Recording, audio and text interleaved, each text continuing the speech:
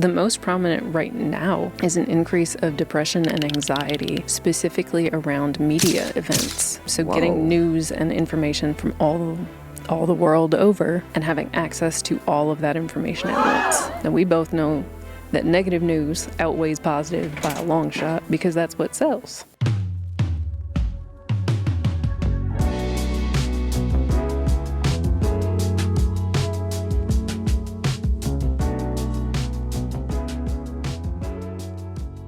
Hello, and thank you for joining us on When Neighbors Talk. I am your host, Dana Tucker Davis, and here is where our community will come together to discuss current events, the ways it impacts us all, and the solutions to the problem. Welcome to the neighborhood. Let's get into it. Today we will discuss the usage of cell phones and electronic devices and the impact they have on our everyday life. How has the dependency on electronic devices impacted our lives? So today we have a neighbor with us, and I am going to let her introduce herself. So, neighbor, can you tell everyone about yourself? Absolutely. Good morning, and thank you for having me. I'm Andrea Brock. I am a licensed clinical social worker, and I work with ThriveWorks. I serve as both a clinical therapist, so doing direct practice, and also as a clinical supervisor, helping students and residents learn the ropes. Well, thank you for that. And I know your calendar of appointments is filled with so many things going on, especially with students and the youth, because I'm not going to tell my age, but I know that it is up there. Going and getting therapy is not something that we did.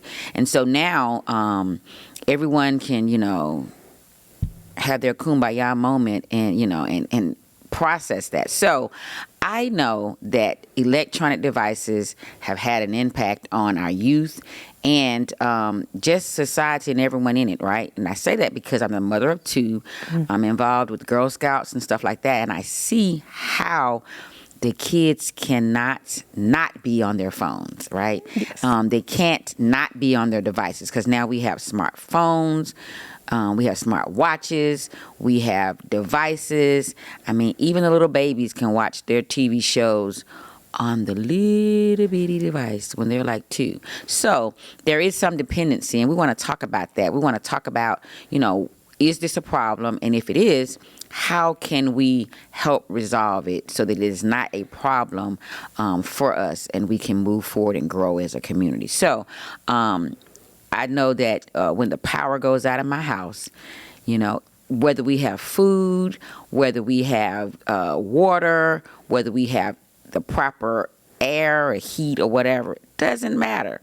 That Wi-Fi goes out, it is World War V in my house. Everyone is in panic mode. So that is just something that makes me wonder, can we live without it? Can we do without this? And so I watched a couple of shows, and I saw another show where it was a dating game. And so the couples would sit at the table. It was random, like blind dates. Mm-hmm.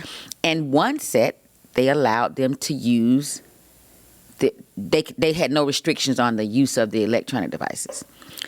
And so they had to engage and talk. Now, the persons that were engaging and talking in the they didn't really match up. But because they were able to engage and talk, they had a better engagement than the ones who were not allowed to have, they were allowed to have their phones. And so they had their phones, or they were tapping on the watch. They were doing all kind of things or whatever, and they really didn't talk much to each other, and they didn't get to know each other. They couldn't pass the little question test or quiz at the end because they didn't know enough. So how have you seen the impact of the addiction to I shouldn't say addiction, but maybe it is an addiction, you can tell me, the use of and dependency on the electronic devices? It comes in all different shapes and forms, but it also is very dependent upon the person. So some people treat their smartphones like tools, and that was what they were originally created for, was to help us to connect over great distances, to be more effective with the work that we do, to be more effective with being able to stay in contact when we live hundreds or even thousands miles away. So they still do a great job of that. Unfortunately, sometimes when we are so attached to our smartphones, we focus on the people that aren't there at the exclusion of the people that are. And it's very hard to be where your feet are. That's interesting. That's interesting. Okay. So you said it started out as a tool. And again, I don't want to date myself, but I remember being about 6 or 7, and my aunt had a phone in her car. Right? It was just for emergencies. It was if you have a flat tire, whatever. And so that's what you use it for. Now it's not the same. So there are some statistics that I looked at, and it said the vast majority of Americans, 98%, own a cell phone of some kind, Team Android over here, but about 9 out of 10 of them own a smartphone, which means it can access the internet and emails and do all those things or whatever. And that is up from 2011, where it was only 35%. So now we're at 91%. And just 14 years or so ago, it was at 35%. Have you seen that impact in a negative way in your practice? Absolutely. And it comes in a myriad of ways. The most prominent right now is an increase of depression and anxiety, specifically around media events. So getting news and information from all the world over and having access to all of that information at once. Now, we both know that negative news outweighs positive by a long shot because that's what sells. But that's what people are consuming, and they're seeing it, how it impacts the whole world. So, okay, so it's contributing toward depression and anxiety from the frequency of news. But what about the pattern of consumption of hours and data and time, when even though it appears that all you're doing is scrolling and looking or whatever, that has been the action. So how does that contribute to? Does it contribute to depression and anxiety or something else? It does. The way that it contributes to depression and anxiety and other disorders is a little bit more complex. Okay. And it impacts how the brain functions, literally how our brain processes information and accesses it. It also reduces our face-to-face contact, right? If we're constantly scrolling and looking, then we don't actually learn a lot of the social skills that help engage us with the world around us. Things like nonverbal communication. So y'all see I'm using my hands all over the place, but if I'm texting, you can't see that. And you can hear my tone and the cadence of my voice, and you pick up cues and you understand my emotional state from those things. But again, if I'm texting, if I'm sending an email, you have no idea how it was written. And so I hear you, and I also believe that because when I text, for the most part, I use punctuation and I use all those things, right? And so when texting became popular, however many years ago, it's not like it is now. If you put everything in all caps, you were shouting at someone. So there is a way to communicate. At least I think people assume there's a way to communicate through the text messages or communication from phones that can translate to the hand gestures or the tone. Because I can say to you, goodbye. And I can say, goodbye. I can say, oh, goodbye. So you're right. Tone sends a message, right? And so you can't necessarily get that off of communication, that is nonverbal and it's through these devices. But I could also say bye, and I could put, an emoji, or I could, communicate that same bye different ways. So I could still do that. But talk about the brain function and how it is either suffering or it is processing the use of the engagement through these devices. So smartphone use primarily affects 2 areas of the brain. The first is called the GABA receptors. So these are responsible for our neuron activity, the way that the brain kind of communicates to itself and to the body. Okay. The job of the GABA receptors is to keep us calm, cool, and relaxed, because that is the state where our body is safest, and it's processing things in a way that's going to conserve its resources, right? Okay. The calories we take in are being used at an appropriate rate because the GABA is doing its job. When we're on smartphones, they are excitatory.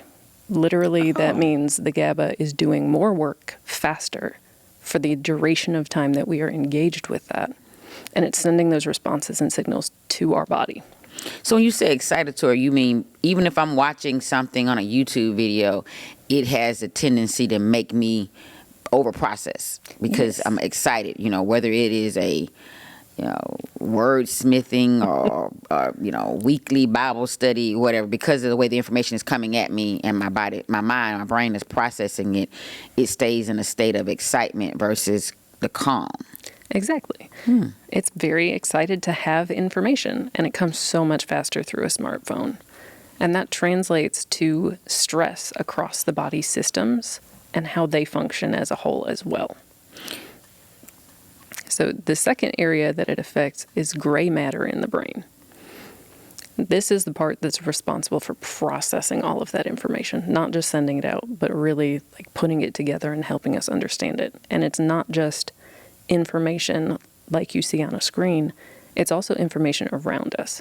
So our memories, our emotions, the way that our body feels in space, whether it's hot or cold, where we are located next to someone, it's processing all of those things as well and giving us a balanced sense. Smartphone use has actually been linked to a decrease in gray matter in the brain.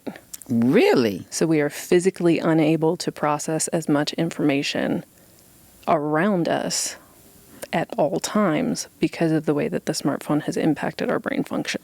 So you're saying that the increased use of smartphones or electronic devices that are similar to smartphones are not necessarily making us dumber, but No, not dumber. but they are thwarting our brain's functioning and processes, so it's not the best. Let's call it less aware. Less aware. Okay. All right. So, but what about the other issues that are caused from the social impact of the phone? If you don't have a phone, then that's stressful and depressing, and I can't use my cell phone. So now you're going to have different issues that come up in your practice? So for me, I like to help my clients understand things first and foremost. So everything starts with education and understanding. If you don't know what a smartphone is doing or why it's impacting you in those ways, you don't really have an impetus to change those things. You just want a quick fix. And so I start with explaining a lot of the things that we're talking about here. And this comes up on a daily basis at this point. So let's talk about solutions. So you have a patient, a client that presents to you, they're having anxiety or they're having an inability to control their emotions when they're engaging in person at work, right? So now the job says, oh, you need to get therapy.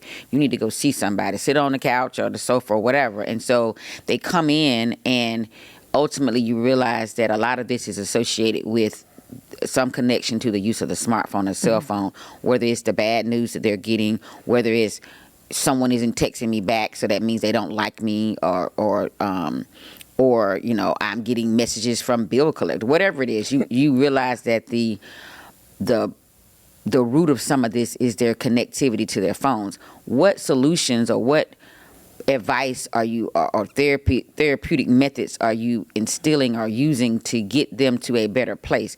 Because I'm assuming, I could be wrong, that you're not saying lock your cell phone up, you can't use it. So Definitely not you saying have that. to find a middle ground somewhere. So what would be the solution to help us not burn out our gray matter, but still use the device but not be dependent upon it?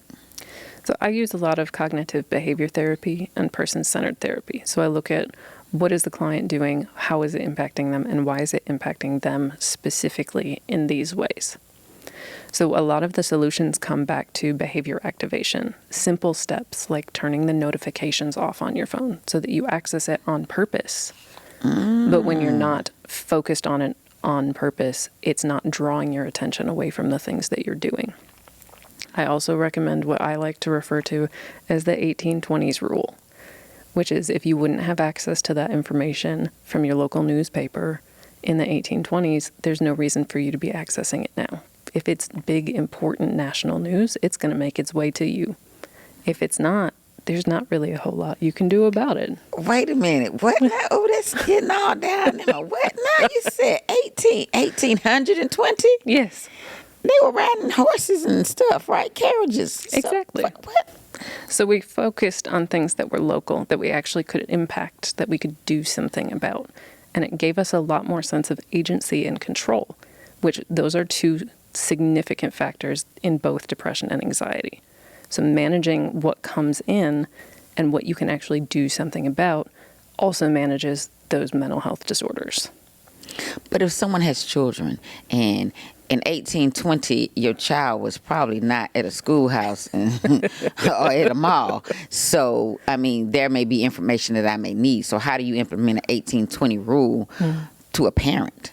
So this is more focused on the media consumption. Oh, the media. Okay. More specifically. Okay. So you cut notifications off. You don't have, breaking news from CNN on your phone or whatever other media. What other methods do you employ? So this is where it comes back to the person-centered. So a lot of people, I would say a great majority of people, are very, very terrible at sleeping. And smartphone use has made that significantly worse. I'm just going to raise my hand. Go right ahead. That applies to me. So part of it is physical, of literally because we're on a smartphone, we don't go outside. And sunlight is a very important factor in how our eyes bring in chemicals to create melatonin, the sleep hormone. We don't go outside and we don't really get that. And then we couple that with the blue light that comes off the smartphone and it disrupts our sleep hormones even further. So, I'm getting free therapy right here. So it sounds like one of the solutions is put your phone down, go outside. It is a great way to start. Wow. Okay. All right. So we have turn notifications off. 1820 rule as it relates to news and news flashes and stuff like that. And then go outside more without your phone. Absolutely. Anything else? Well, there's also intentional, responsible use of the device, which that's where the education piece comes in. Okay. It can help literacy because there are apps all over the place specifically designed to help that. With even smaller children, there's apps to help fine motor control. Moving this item to here on the smartphone, that's fine motor skills. It's very important things that we have to be able to learn. But responsible use is the key. So how much time you spend on it, how you set it up, affects what it does to you or for you. So some other things that you can do on the sleep side is turn in the amber light filter on. So that blue light is mitigated at a specific time every night, and it basically is sundown on your phone to help your brain recognize that it's about time to be done. Setting alarms or limits on the app use that you can have, which this is not just parental controls. You can set this up for your own self, so you get alarms or triggers or warnings of saying you've met your quota, you've met your time for this app on this day. Oh, okay. And so how long will it take for those methods, if implemented, for there to be a noticeable change in your own self or your clients? My clients usually notice a change within 3 to 5 days, particularly around their sleep. That's like Amazon type. Okay, great. So if I implement these things, then by the middle of July, I should be able to sleep at night because I'm going to go outside more without my phone. I'm going to turn notifications off, and I am going to set an amber light alarm or filter, and then alarms. I don't know how you find an alarm for each one of your apps, but I'm sure that there's a way that I could search and find that out. My next question is, should we break the attachment to electronic devices? If so, should it be through a mandated policy like this law that's coming down that says kindergarten through 8th grade kids cannot have their electronic devices in school, i.e. their cell phones during school? Everyone's panicked about it, but should that mandated policy be the way that we go about reducing some of this? I think that policy has its place. Okay. And right now, because smartphones have evolved so rapidly and there is so little known in the public about what they do to the body, especially the developing body, it can be a support. Whether that's what it should only be, I don't think so, because individuals are responsible. We're Americans. Our job is to have freedom and to do individual things with that freedom. So having a choice around what we do with our smartphones, what we allow our kids to do with our smartphones, also has its place as well.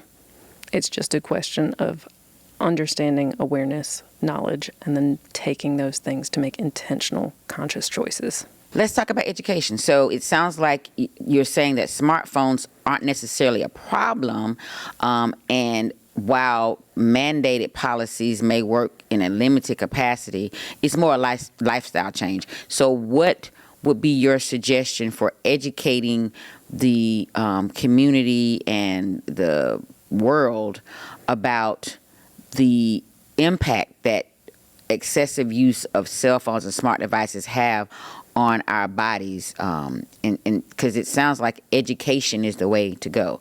So can you tell us that before we wrap up our neighborhood talk? Sure. So one of the ways is creating content like this. Okay. Where it's easily accessible on those platforms that people don't really pay attention to their time on, that they're invested in. You're already easy to find and access.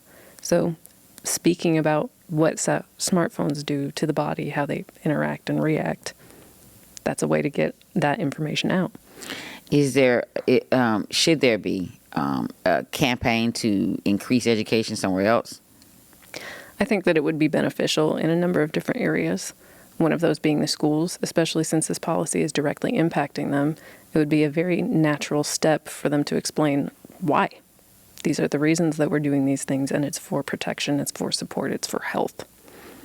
I also think that this is something that could be available in different hospitals, different medical settings, because it does impact brain function and it impacts the way that the stress hormones address your entire body. And those are responsible and supportive of a whole bunch of different issues that people bring to those medical facilities. Wow. Well, you told us a lot. Now I have all these notes about what I'm going to change in my personal lifestyle, and I hope that the neighbors do as well. I want to thank the neighbors for visiting us today. And before we leave, can you tell them how they can find out more about your services? So I'm very easy to find. You just look up my name, Andrea Brock, at thriveworks.com. Great, and thank you so much for coming to join us here. Now, to all of our neighbors in the neighborhood, join us next time as we continue our conversations. We want to thank you for joining us today in our engaging conversation, because when neighbors talk, locals listen. I'm Dana Tucker Davis, and I hope to see you next time.